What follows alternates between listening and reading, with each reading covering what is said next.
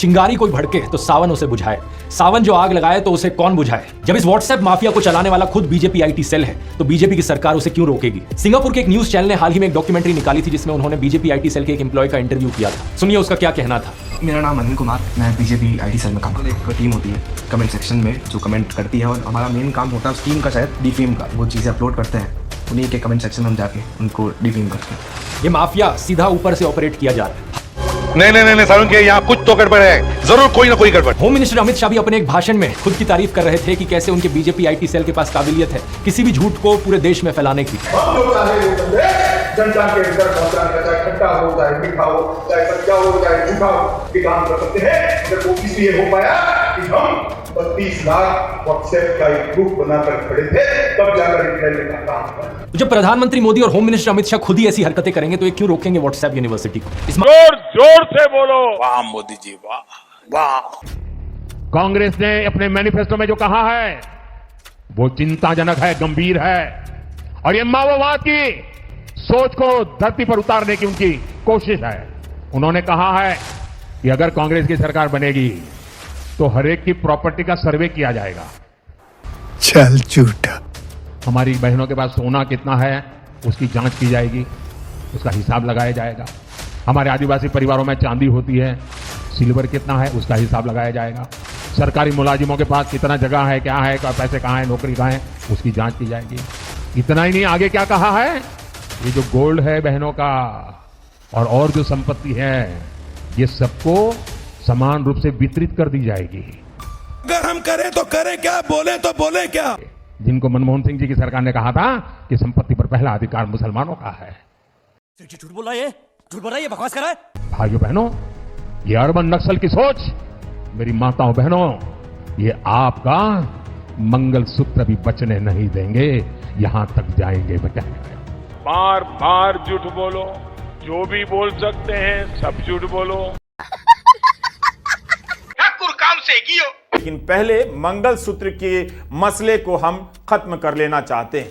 आखिर प्रधानमंत्री मोदी ने मंगलसूत्र को लेकर झूठ क्यों बोला। प्रियंका गांधी के प्रहार के बाद भी उनका जवाब नहीं आया। आना चाहिए था, बताना चाहिए था कि मंगलसूत्र का मुद्दा उन्हें मिला कहां से। कांग्रेस के मैनिफेस्टो में तो लिखा नहीं है, फिर किसने बताया। कितने लोगों ने कहा कि मनमोहन सिंह ने कभी नहीं कहा कि मुसलमानों का देश की संपत्ति पर पहला अधिकार होगा, लेकिन अभी तक बीजेपी के नेता इस झूठ को दोहराए जा रहे हैं। क्या मंगलसूत्र पर अपने झूठ को दोहराना बंद करेंगे प्रधानमंत्री मोदी। जितनी बार बोल सकते हैं झूठ बोलो। हमने इंटरनेट पर इतना टाइप किया कि मंगलसूत्र छीन लिया गया तो कई शहरों से अनेक खबरें निकल आईं, बीजेपी के राज्यों से भी और विपक्षी दलों के राज्यों से भी। प्रधानमंत्री का जो हाल है, किसी दिन विपक्ष के राज्य में जाकर कह देंगे कि यहां पर माताओं के मंगलसूत्र भी सुरक्षित नहीं है। बात तो सही है। क्या पता किसी दिन ये जनाब जेब कट जाने की घटना को भी हिंदू मुसलमान से जोड़ दें। अब यही बाकी रह गया है। 24 अप्रैल को गाजियाबाद में एक महिला का मंगलसूत्र छीन लिया गया और 24 मार्च को भी एक महिला के गले से मंगलसूत्र छीना गया। 18 अप्रैल को एक महिला रील्स बना रही थी कि गुंडों ने बंदूक दिखाकर उसका मंगलसूत्र छीन लिया। 8 मार्च को महिला दिवस के दिन एक महिला के गले से मंगलसूत्र छीन लिया गया। ये गाजियाबाद की खबरें हैं। खबरें तो इस तरह की भी मिलती हैं कि महिलाएं भी मंगलसूत्र चुराने में मास्टर हो चुकी हैं। जून 2022 में मध्य प्रदेश में ग्वालियर के एक मेले में एक ही समय में 6 महिलाओं के मंगलसूत्र चोरी हो गए। तब शिवराज सिंह की सरकार थी। अगस्त 2023 में मध्य प्रदेश के राजगढ़ में कलश यात्रा निकल रही थी, उसमें कई महिलाओं के मंगलसूत्र चोरी हो गए। इस मामले में 13 महिलाओं को गिरफ्तार किया गया। जून 2023 में मध्य प्रदेश के खिलचीपुर में बागेश्वर धाम के पंडित धीरेन्द्र कृष्ण शास्त्री की कलश यात्रा में 3 दर्जन महिलाओं की सोने की चेन व मंगलसूत्र चोरी हो गए। मतलब बीजेपी के राज में कलश यात्रा में मंगलसूत्र चोरी हो गए। क्या प्रधानमंत्री ने शिवराज सिंह का इस्तीफा ले लिया। गुजरात में भी मंगलसूत्र और सोने की चेन छीने जाने की खूब सारी घटनाएं होती हैं। वहां तो राज्य सरकार ने तंग आकर कानून बना दिया कि चेन छीनने की घटना में जो भी गिरफ्तार होगा 10 साल तक की सजा मिलेगी। तो क्या वहां यह घटना बंद हो गई। अरे देवा। सितंबर 2022 में ही अहमदाबाद में एक महिला का 1,60,000 का मंगलसूत्र चोरी हो गया। पिछले ही साल नवंबर में दिवंगत भाजपा नेता अशोक भट्ट की बेटी की चेन उस समय चोरी हो गई जब वे सड़क पर टहल रही थी। यह घटना अहमदाबाद की है। अगर आपको अपने परिवार के बच्चों का भला करना है तो आप तो फिर कांग्रेस को वोट दीजिए। इस बार मोदी जी के नेतृत्व में आप सरकार बनाइए। बहनों भाइयों, हिंदुस्तान में हम लोग एक भी गरीब नहीं रहने देंगे, एक भी गरीब नहीं रहने देंगे। यह हम लोगों का वादा है। मेरे पति का भी देंगे, ऑपरेशन हुआ है। कितने साल से रह रहे हैं आप लोग? हम लोग कम से कम 40 साल से रह रहे हैं। मुख्यमंत्री योगी आदित्यनाथ जी को हमने इसी दिन के लिए मुख्यमंत्री बनाया था कि हमारे बच्चों की जो है छत वो छीन ले। क्या बोल रहे हैं आप लोगों से? क्यों हटा रहे हैं आप लोगों को? कह रहे रिवर फ्रंट बनाएंगे। तो एक रिवर फ्रंट बनाने के लिए आप लोगों को बेघर किया जा रहा है, लेकिन उसके बाद कोई घर दिया जा रहा है? कुछ नहीं, मुआवजा कुछ भी नहीं पूछो मुझसे, कुछ नहीं पूछो। क्या बोल रहे हो? घर टूट रहा है, घर गिरा रहे हैं। अब कह रहे हैं सामान निकालो। हम लोग सामान कहाँ लेके जाएं? कहाँ लेके सामान चले जाएं? बताएं। पहले शांत हो जाओ बेटा, शांत हो जाओ। दिमाग काम नहीं करा रहे भाइयों, कुछ तो समझो। मोदी जी, आपको शर्म नहीं आती? ये हिंदू मुस्लिम कर रहे हैं। मैं एक शायरी लिख के लाया हूँ। सुनिए, थकन को ओढ़ के बिस्तर में जाके लेट गए, हम अपनी कब्र मुकर्रर में जाके लेट गए, हम अपनी कब्र मुकर्रर में जाके लेट गए। तमाम उम्र हम लड़ते रहे हिंदू मुस्लिम करके, मगर मरे तो बराबर में जाके लेट गए। बनाना है हमको, दुनिया का सुल्तान बनाना है हमको, हर मजहब के लोग जहाँ बेखौफ किए ऐसा हिंदुस्तान बनाना है हमको। इनका बेटा चिल्ला 400 के पार।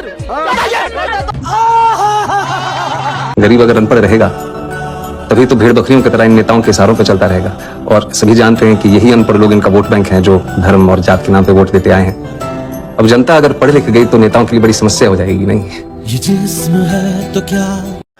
वो पिछले साल जापान के प्रधानमंत्री शिंजो आबे आए थे हिंदुस्तान, तो मोदी जी ने शिंजो आबे के साथ बुलेट ट्रेन पर समझौता किया और अगले दिन शिंजो आबे को बनारस ले जाकर के 3 घंटे तक गंगा आरती दिखाई। 3 घंटे तक गंगा आरती देखने के बाद शिंजो आबे ने कहा, मोदी जी जब आप लोगों के पास इतनी फुर्सत है तो काहे को बुलेट ट्रेन चला रहे? उम्रे दराज मांग कर लाए थे 4 दिन, 2 टेलीविजन ने लील लिए, 2 इंटरनेट ने। ऐसे समय में भी आप कवि सम्मेलन मुशायरा करवाते हैं, घरों से निकलकर एक दूसरे से मिलते हैं और सीधा सुनते हैं शायरों को। क्या जोरदार सोशल मीडिया क्रांति है साहब। यदि किसी ने 140 अक्षरों तक की नेकी कर डाली हो तो उसको फेंकने के लिए ट्विटर से बेहतर दरिया नहीं है। हम तो मोदी को बिल्कुल नहीं देंगे। बस ऐसे ही। मोदी जी क्यों नहीं अच्छे लग रहे हैं आपको? बस ऐसे नहीं अच्छे लग रहे हैं जो बात है। हाँ, मोदी जी तो बहुत काम कर रहे हैं जनता। हाँ, तभी तो दिख रहा है कितने काम कर रहे, कहाँ काम कर रहे। दिन दिहाड़े कुछ भी हो जा रहा है, हमें कोई भी छेड़ के चला जा रहा है। मोदी जी ऐसा काम कुछ नहीं हो रहा। अगर मोदी जी की इतनी सरकार होती ना तो हमारी इज्जत होती। आजकल लड़के दिन दिहाड़े हमको छेड़ के जाते, क्या मोदी जी आते? कोई नहीं छेड़ता है। कौन छेड़ता है? क्यों नहीं छेड़ते? आप रहते हो क्या जब हमारे साथ कोई छेड़ता है? पुलिस वाले से मदद क्यों नहीं मांगती? पुलिस वाले से क्या मदद मांगे? एक बार ज्यादा भी नहीं करते। हमारे साथ कोई हो रहा है क्राइम तो अगर केस लिखवा रही हूँ तो हमारा सुनवाई नहीं होता है थाने में, जल्दी कोई केस नहीं लेता है। ठीक है, हाँ, हमारी कोई। तुम्हें शर्म है? कुछ शर्म आया है? मोदी जी को तो मैं यही कहूंगी, मैं कभी नहीं जीतने दूंगी। माता रानी करे वो जीते ही ना। गजब बेइज्जती है।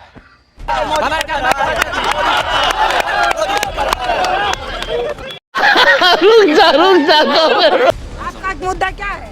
मेरा जो हम भाजपाई हैं, भाजपाई रहेंगे। मुद्दा क्या है बताइए? मुद्दा क्या होगा आपका? मुद्दा क्या है भाई? मुद्दा क्या होगा? मुद्दा क्या होगा? प्रधानमंत्री हमको मोदी को बनाना है। अबे क्या बोल रहा है? पिलियल बोल, पिलियल बोल। बनाना है। जय श्री राम। मुद्दे ये लोग जीबीटी करते हैं, ये लोग कहते हैं ना सब। आप किस पे जीतेंगे वो बताइए। हम तो 400 पार हैं, जितने हर एक मुद्दे पे पार है भाई। गारंटी पूरी कर दी। चल झूठा।